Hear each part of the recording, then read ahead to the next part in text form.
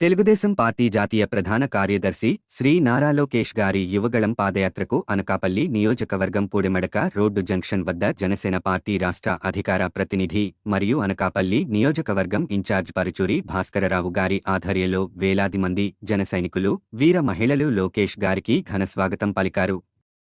పాదయాత్రలో భాగంగా పరుచూరి భాస్కరరావు గారు అనకాపల్లి పరిధిలో యాత్ర పూర్తయ్యేంతవరకు నారా లోకేష్ వెంట నడిచారు. ఈ సందర్భంగా నియోజకవర్గ రాజకీయ పరిస్థితులపై నారా లోకేష్ గారు భాస్కరరావు గారిని వివరాలు అడిగి తెలుసుకున్నారు. ఈ పాదయాత్రలో జనసైనికులు అధిక సంఖ్యలో పాల్గొన్నారు.